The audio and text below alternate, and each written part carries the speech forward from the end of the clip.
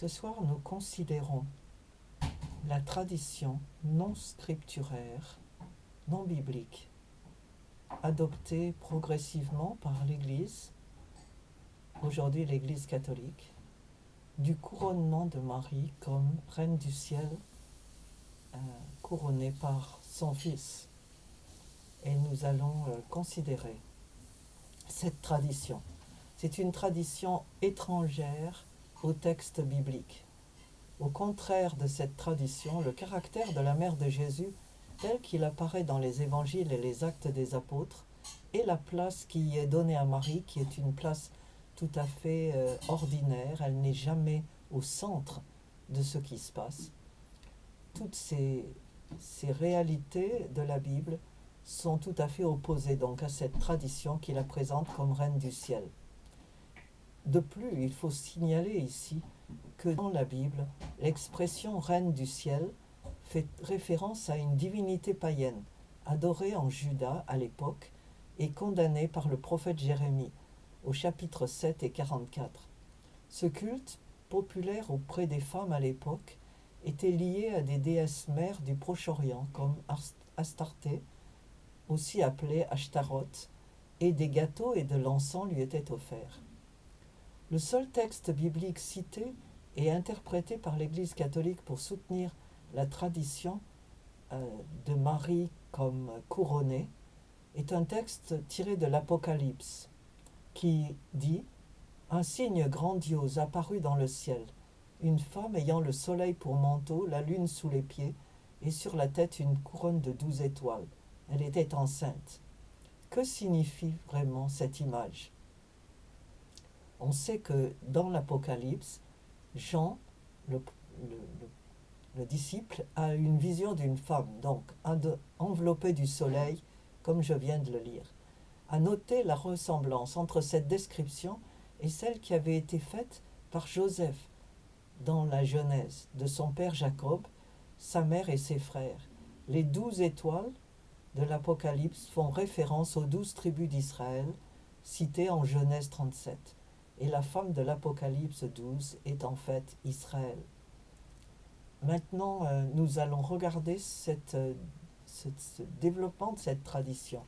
Progressivement, Marie a été montée dans la vénération des gens parce qu'elle était la mère de leur sauveur.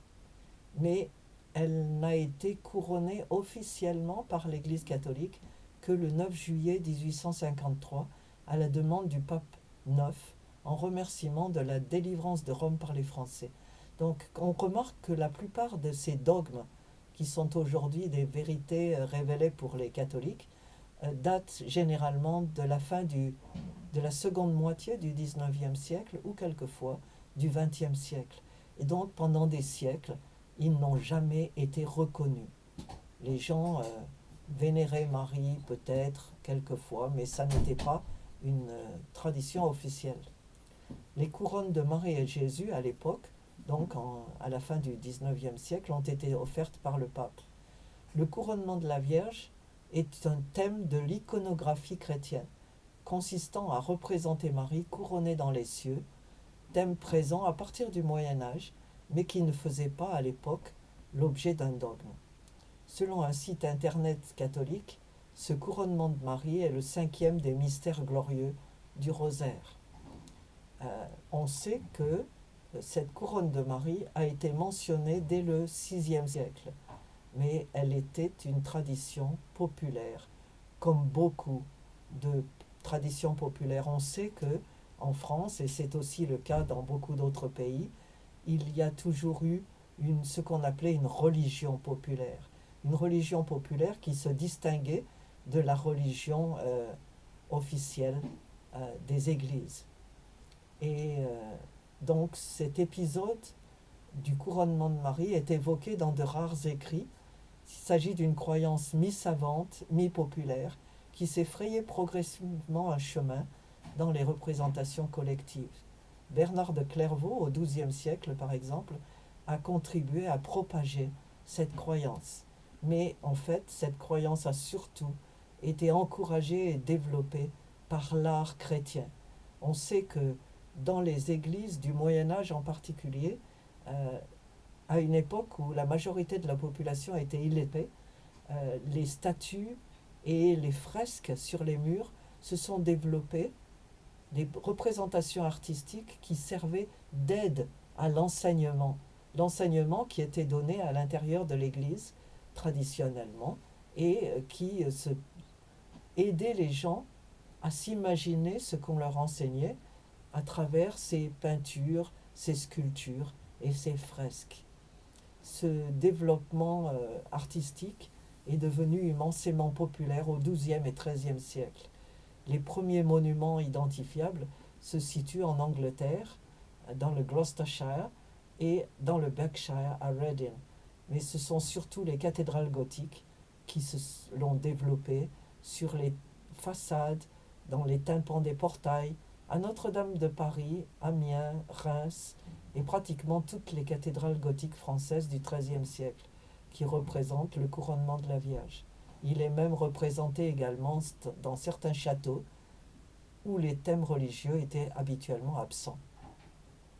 Cette religion traditionnelle est demeurée populaire au XVe siècle avant de se transposer dans la miniature ou même la peinture. Cette iconographie a ensuite décliné à partir du XVIe siècle, surtout parce qu'elle a été attaquée par les protestants au début du protestantisme, après Luther et Calvin. Les protestants ont détruit en France un grand nombre de sculptures, de peintures murales, de tableaux et objets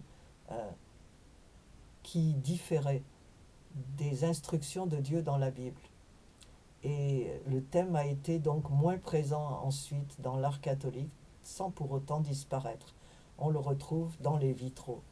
Et donc ça c'est important et il faut comprendre que la Bible n'a jamais encouragé le couronnement de la Vierge, la croyance au couronnement de la Vierge. Je vous invite à écouter également mes autres vidéos qui vous en diront plus sur le caractère de Marie, sur ce qu'elle a fait et sur la façon dont elle a vécu et qui invite bien sûr à la prendre comme modèle, mais pas comme objet de vénération ou d'adoration.